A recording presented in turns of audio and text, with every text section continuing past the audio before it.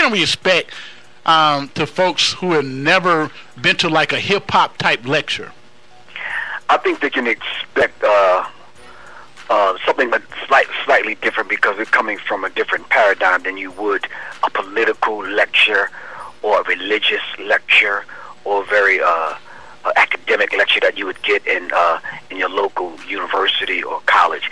It's something totally different because we incorporate, music, we incorporate participation, call and response, images, and because young people I think we're kind of tired of that same old kind of way lectures are done. It's just even in the way we present it, you understand? And then on top of that, the information, not only the way it's presented, but the information, because we have to talk about Beyonce, Jay-Z, Kanye West, Soulja Boy, Nelly, and with all of them dealing with the occult, Nas, shaking hands with certain individuals and taking the oath into the Illuminati and this kind of thing. So information is there, and the way it's presented. Well, do you find that some people don't want to accept the information that you present, just don't want to believe that some folks have brought into another concept that they just can't conceive? It's easy to disagree with Griff, but it's hard to disagree with those images. Especially when it's not coming from Griff and it's coming through me. Right. So it's very difficult to argue with that. Wow. Any opinion about the rap game that come down to new artists nowadays? Do you think that they have changed so much that we need to restructure the whole rap music game? I would say so. You would say so? Yeah, I would say so. I would say that we need to hit the cultural reset button, as I say. Wow. We definitely need to hit the cultural reset button and just kind of start over.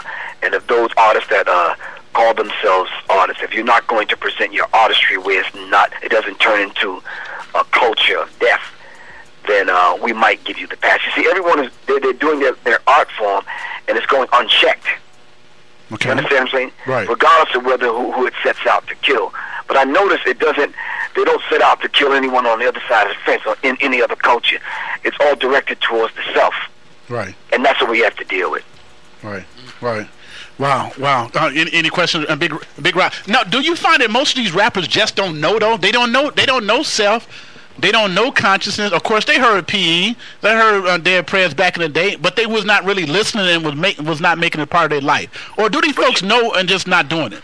But you know something? They know their mama, and they know what their father taught them. They know what the preacher taught them on Sunday, and they know the lessons that they got in school. Above and beyond all of that, they should have common sense. Huh. And that's the level where we want to bring it down and say, listen now, does this naturally come along with the human being? For you to go in the studio, take your pen and your pad, and because a fly beat come on, you want to start disrespecting your girlfriend or your mother or your little sister or your auntie. Right. You want to talk about how much drugs you can bring in and how much money you got and how many bricks you can bring in. Nah, we don't do that. Right. No other people on the planet do that except us. Wow. Big Rob. Professor Griff, the music business. Some people may say, well, that was in your time, Professor Griff, but now things are different. They done changed and stuff. Well, what is the similarities from when you and Chuck D and them were in Paris and MC Light and all them was on the forefront? What do you see has changed besides the consciousness? I know the business level has gotten more vicious, from what I understand, talking to people like Paris and them. The business of it has gotten more vicious. I mean, well, definitely it's a different paradigm shift. You're talking 20 years ago. Of course, the paradigm shift has shifted to the point where the wicked people got wickedly, they're wiser now. So the wickedly wise ones that are out there, back in the day, we signed an 85-page contract. Nowadays, they got these contracts where they call them 360 deals, where they control your entire life. Wow. 360 degrees of what you consist of. All of your ancillary properties, not only your CD, but endorsement deals, your merchandise deals, your publishing, performances, commercials, movies, everything. Wow. So just on a business aspect, that's one of the differences. Are artists signing deals in which they cannot speak out on issues? Of course. What was the brother's name? On 50 Cent's label, They was about to put him out on Interscope, who ended up in the hospital. His name escapes me right now. Okay. But they had a listening session to listen to the album. Well, on the album, he started talking about killing people on the other side of the fence, people in authority and some other people in uniform. They made him get that song off the album. They said the album cannot come out with that particular song on the album. Either that album it gets taken off the CD, or we'll put your stuff on the shelf and you'll never come out. Now, mind you, the other 13 songs, right, killing black people, raping people, selling drugs to black people, that's okay, disrespecting your mom and your auntie, all that stuff can come out. You can talk about that. Wow. On the phone line, Professor Griff, Public Enemy's on the phone line. Man, this is going to be very interesting because you cannot tell a Lil Wayne he's not hot. Oh, Lil Wendy? It's just the people that make Lil Wayne thinks that he's quote unquote hot. What does that truly mean, though, to the masses of our people that are dealing in and out of this culture that's killing us? Right. What does that really mean? You can't tell the average 39-year-old black woman that whose son just got murdered in Chicago because of some rap songs, because of the music, got killed at a dance or a party, or got shot in front of the church, coming out of church for choir rehearsal. You can't tell her that. Right. It's something in the music that's killing us. Griff, I want to ask you a question. We know that most of the people who purchase rap music are white males and white females. Have this culture had an effect on them like it has on the black community? And if not, why is there a difference? Absolutely not, because we resonate with the music totally different than what they do. They look at hip-hop, rap. They look at hip-hop as just solely rap. Hip-hop is something that you are. Rap is something that you do. And they've reduced our culture down to just purely just songs. And hip-hop is a lot larger than that. Right. So they can divorce themselves and turn it off when they go home, or when they gotta go through the ceremonies and rituals that pertain to their particular nationality or their religion. They can turn hip-hop off. Right. Wow. We are hip-hop. We are. You understand what I'm saying? But they've been attracted to our culture, regardless of whether it's hip-hop or whatever it is. And Are you following me? Yes, definitely. Because no one else on the planet creates anything except black people. Right. Now, they may make something. They don't create it. When you start talking about the creators of it, you have to come back to us. Wow. Right. Professor Griff on the phone line, getting ready for this weekend. Culture Enrichment here at MT, you got a question? In your opinion, why do you feel that we as African Americans, that we kind of latch on to the glamorization of negativity within our inner city communities, with the drug dealing and the prostitution and the 20s and all that? You know, why do we connect on to that the way that we do, and we spend millions of billions of dollars in sponsoring or promoting it or supporting it over the years? Why do you think that is? I think simply because we've been fed, not only fed a daily diet of it, we've been fed a daily diet of it from 5 different angles, if you'd follow me. In the home, if we didn't turn off Channel 0, meaning the boob tube, television, you were getting a daily dose of it. Daily, morning, noon. Now, I don't care if it was cartoons, stories, after-school programs for kids, late at night. I don't care if it was Good Times or the Jeffersons or whatever. If you went to express yourself culturally, you went to the movies, we got the black exploitation films.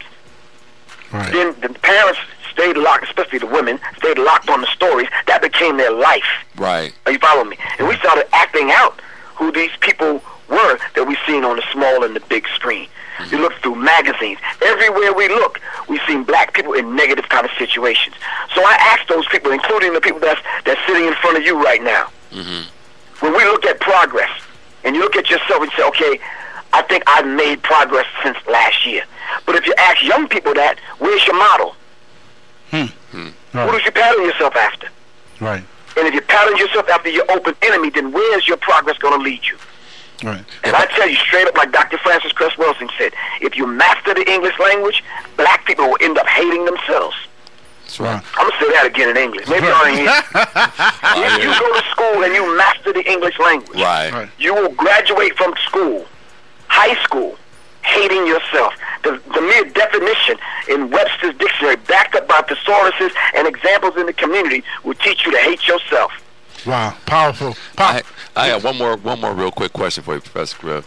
To me, from looking back from the original, back in my day when I was a youngster, it was Sugar Hill Gang, Curtis Blow, those rappers back in those days. Were not. Wait, you talking back in those days like the biblical times? That was only a minute ago, bro. Well, yeah, we try not to age ourselves. Well, we're talking about back in the early '80s. Yeah, that's right. in the early '80s. But the thing is, from what I remember, and I'm not really for sure. Maybe you can help me with that.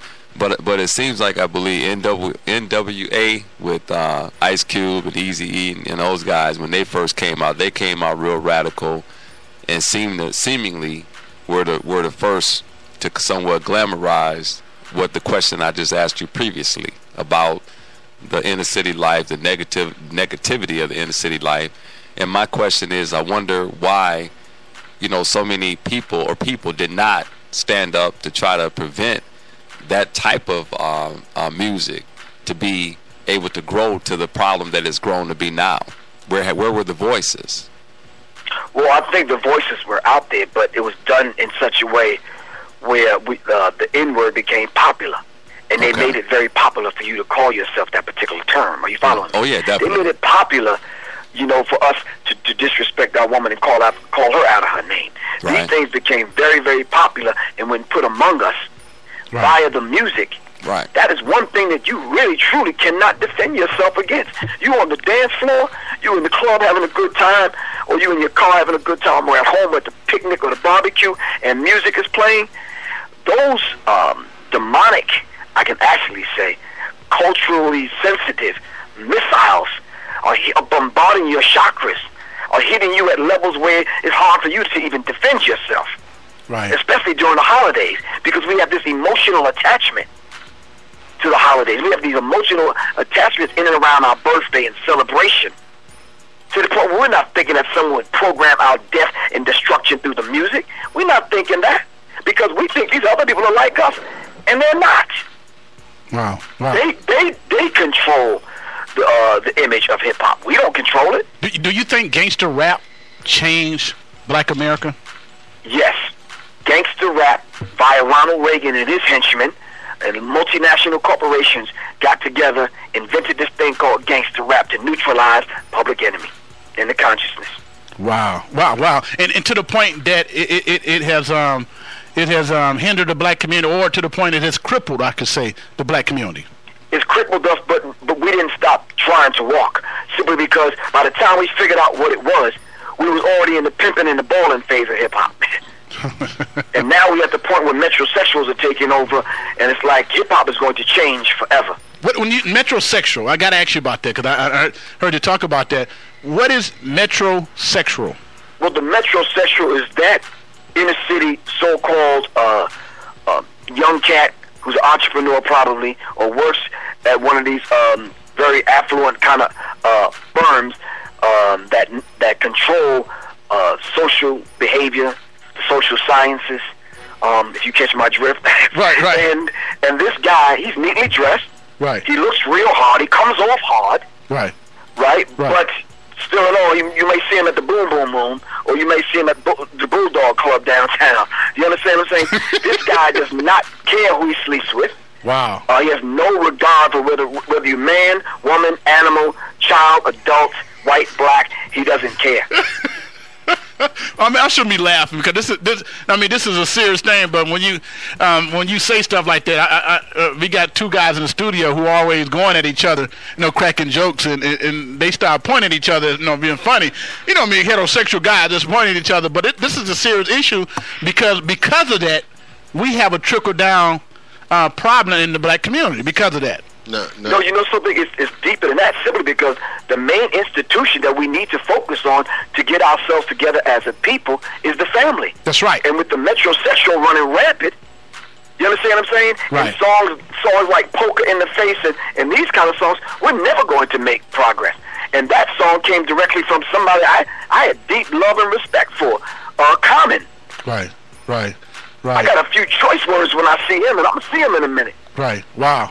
How Go ahead, Big Rob. Well, you know, I got a couple of questions for you, Professor Griff, because I am a manager and stuff like that, you know, and I try to tell artists, you know, these people don't care about you. They only care about the bottom line, you know, and I hope and pray to God that you hit on that when you come here, because some of the people that I'm having issues with, you know, they don't understand that they're gonna dictate to you what goes out. You're not gonna dictate to them what music you're gonna put out, and they don't understand that, you know. And I've been around, you know, people in the bodyguard era and stuff like that, of dealing with people and stuff, and I've heard different things and stuff like that, you know.